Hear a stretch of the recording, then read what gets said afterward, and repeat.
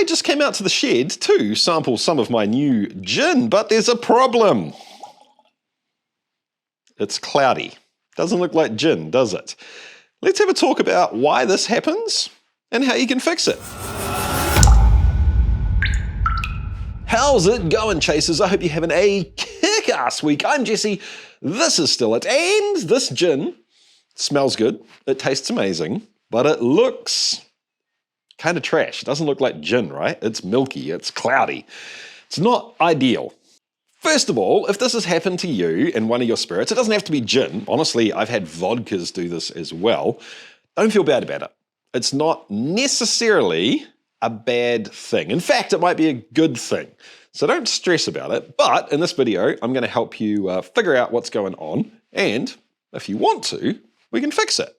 I think the easiest way to get your head around this and to sort of intuitively know how to fix it is to understand what's going on. And it's a pretty simple answer. There's something in here that is now in suspension. Something is no longer dissolved into the liquid, and it's just kind of floating around in there with all the other alcohol. More often than not, the culprit is flavor compounds, essential oils, other things that make things taste like something that are generally dissolved into the spirit, but right now, obviously, they're not.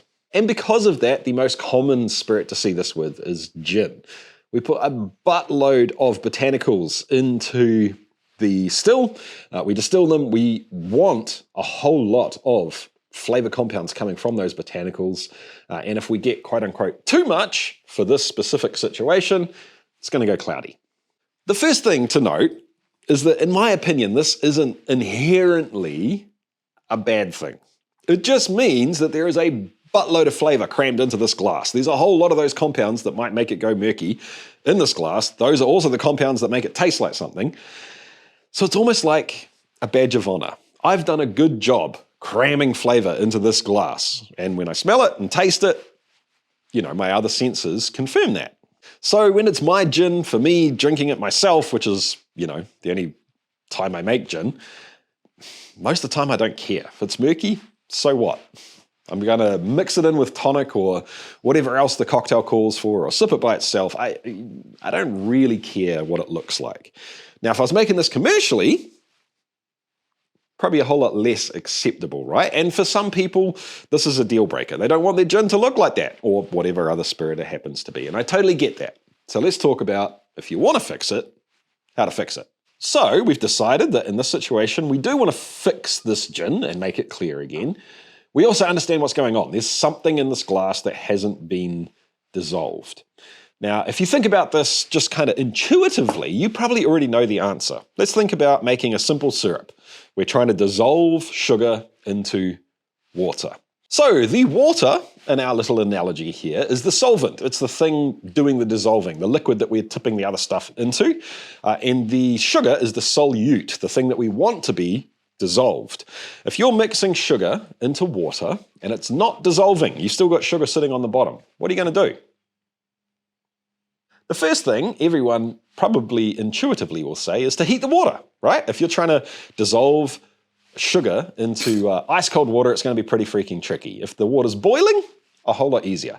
Exactly the same with this. And often that is the culprit if you've got a spirit that is clear and then it turns murky. So I think that's what has happened to this, to be honest. A couple of days ago, that gin was looking like any other gin, nice and clear, but it has been sitting out here in the shed, and the last 2 nights we've had a pretty serious frost on the ground. It's cold out here. Let me get a thermometer and we will see how cold this is, eh? Just under 12 degrees Celsius. So it's not freezing cold, but it's way colder than room temperature, right? And like we just said, intuitively we kind of know that as temperature goes up, the saturation point goes up as well. You can dissolve more stuff into the solvent. The inverse is true. As the temperature drops, less of that stuff can stay in solution. It's going to drop out into suspension. We're going to end up with something cloudy. So, very simply, if you have a spirit that is super cold, you just warm it up a little bit. And I don't mean like heat it. I'm going to do that now. But I just mean if you got something out in the shed and it is you know, really cold, move it in, like put it inside in a cupboard, you know, have it at serving temperature, I guess you would say, like room temperature, and see if that fixes it. So this is, what do we say, just under 12 degrees Celsius. I have some water here, which is hopefully right around 25. Okay, it's 26. We're going to pop this into here. I'm lazy. I don't want to wait until tomorrow to see if this works. Maybe it will, maybe it won't. It's going to have a whole lot better chance at 25 degrees Celsius though than at 12 degrees Celsius. And we have a little coin on there to help a little bit with evaporation. Time to say a huge thank you to the sponsor of today's video, Into the AM. If you're a long-term viewer, you know the deal. You don't need to hear it again. What you do need to know is that Into the AM are having a 30% off sale store-wide this weekend. And if you use that link down in the description, you get an extra 10% off. That's 40% off a bunch of really dope clothing, let's say. If you're not a long-time viewer and you haven't heard this pitch before, here we go. Into the AM make amazing clothes. The reason I love them and the reason I've been working with them for ages is because they just make really cool stuff and they're cool people to work with. This hoodie, Into the AM. This shirt underneath, oh my word, I can't get it. Amazing graphic tees. This is one of my old school favorites. We've also done 3 collaboration shirts with Into the AM that I absolutely love. A bunch of Easter eggs hidden in the shirts for chasers of the craft.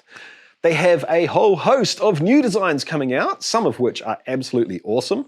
This octopus shirt, I think I'm going to have to get one for my daughter because she loves octopuses, and that is a dope design. And they now also have these amazing all-day pants, which you can't see because they're down there. I gotta say, these things are absolutely dope. I love them. I wear them all the time because they look kind of fancy pants. Pun intended, I guess. But honestly, you feel like you're wearing track pants. You feel like you're wearing sweatpants because they are stretchy, they're super soft, lightweight, insanely comfortable, but you don't look like a slob. Well, maybe I do, but not because of the pants. So a huge thank you to Into the AM for sponsoring this video. And if you've been keeping your eye on some of their products, or maybe you want some of the new products, now's the time to do it. Use that code down there, 40% off store-wide. How good's that? Let's go back to our analogy of making simple syrup, dissolving sugar in water. Let's imagine we have a pot of water on the stove, it's boiling away, we've put a bunch of sugar in it, we've been stirring it for 5 minutes and there's still sugar sitting on the bottom that will not dissolve. What's going on? We've just added too much sugar, right? Like we've reached the saturation point of that liquid. We can't put any more sugar into solution. That's kind of what's going on here as well. For the state that this is in, it's reached its saturation point and it's not going to dissolve. What do we do to the simple syrup? We just add more solvent, right? We add a little bit more water. And in our situation, stepping away from the analogy and back to actual spirits, our solvent is alcohol. So we just add a little bit more alcohol in, give it a stir, and hey presto. I'm really glad that works that easily. I was worried I was going to do this and it was going to take way too much alcohol. So the best way to do this is with high proof alcohol. And in the case of gin, use like a 80-90% ABV vodka because you're watering it down less. Obviously, the way to fix it from the beginning is just to proof your gin down not as much. So if you make a gin and you proof it down to 40% and it's cloudy, maybe you should have proofed it to 45%. Of course, you can test this, you know, take a small sample of your high proof gin, proof it down to 40%, see what happens. You get the idea. But if you get to the point where it does go cloudy and you want to bring it back, you can just add a small amount of, this is, what is this? The potato vodka and this is only at about 55% at the moment. But yeah, a higher ABV is better purely because you're diluting the flavor less. We're going to check this glass in just a second to see if it has worked and cleared up with the temperature being raised. But first, let's talk about whether or not this is actually the problem you're seeing. And honestly, guys, 99% of the time, if it's gin, this is the issue. Even some other spirits do this. So actually my potato vodka, when I proof that down to 40%, the one that I just used to clear that up, If I proof it down to 40% and it gets cold, it won't get as murky and cloudy as this gin did, but it'll get close.